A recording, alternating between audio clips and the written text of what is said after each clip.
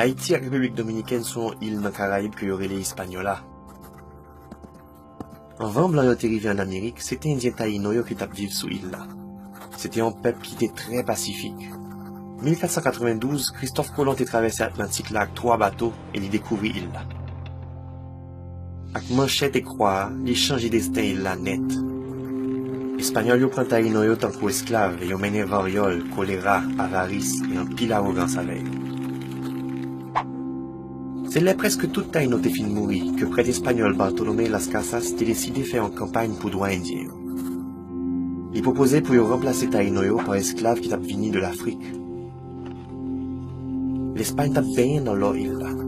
C'était une attirée pirate français qui venait installer tête sous île là tout. Le gouvernement français a développé un morceau dans gâteau à tout et il déclaré pirate yo colon français. Depuis le Sahara, t'es venu deux puissances coloniales sous l'île, la France et l'Espagne. Il y a un commerce triangulaire transatlantique qui a fleuri entre l'Europe, l'Afrique et le Nouveau Monde là.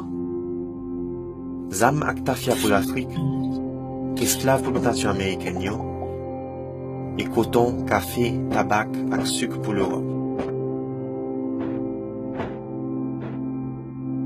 Européens ont joui la vie. Ils ont sucré la vie avec nouveaux produits de luxe que esclaves plantations ont implantés avec propre force. En Haïti, chaque colon tenait en moyenne 10 esclaves. Les entiers esclaves ont mouru quelques années après qu'ils débarqué. Mais ça n'a pas été un grand problème pour propriétaires plantation. Ils ont simplement importé plus qu'à esclaves. Et pour esclaves, ils n'ont pas révolté, blancs ils ont battu, ils ont torturé, ils ont castré, ils ont crucifié, ils ont bouilli dans sirocane. Et ont violé. C'est comme ça qu'une nouvelle religion vient paraître et unir esclaves. Religion vaudoua. Grâce à la Révolution française là, vent liberté, égalité et fraternité a soufflé en France. Et vent ça arrivé jusqu'à nos Caraïbes. Quelques années plus tard, joie est arrivé. Mais en cérémonie secrète près de Voodoo Duty Bookman commençait une révolte d'esclaves. Yo touye monsieur, mais révolution continue. 3 anciens esclaves, Louverture, Dessalines et Christophe menaient révolution. Yo pas seulement te fini avec système esclavage là, mais yo te prendre indépendance de la France. Première république noire dans le monde là t'es faite vin faite. Et Dessalines est torturé à touiller toute blanc sous île. La France pas voulu reconnaître l'indépendance Haïti et il a exigé pour Haïti payer cob pour chaque plantation qui a été possédée sous île. Haïti pas voulu pour la France attaquer une autre fois et il a accepté 40 années après la révolution pour lui payer cob là. Kounya, il était obligé à payer à cob ça il était payé à 100 €. Jusqu'à la fin de la Seconde Guerre mondiale là, Haïti était obligé à payer la France. Ça vient craser l'économie payée jusqu'à aujourd'hui. Mais liberté a pas de synonyme de paix. Après l'indépendance, Noirs et Mulatio ont gourmé pour pouvoir. Jusqu'au XXe siècle, là, t'as un paquet de coups d'État. Pendant la Première Guerre mondiale, il y a l'autre peuple qui envahit le pays. Fois ça, c'était américain. Sous prétexte que vous voulez arrêter la violence dans le pays, ils ont écrit en l'autre constitution et ils ont amélioré quelques infrastructures dans le pays. Mais faut qu'on dise nous tout que ils ont forcé à essayer un travail, ils ont torturé et ils ont tué un paquet de monde.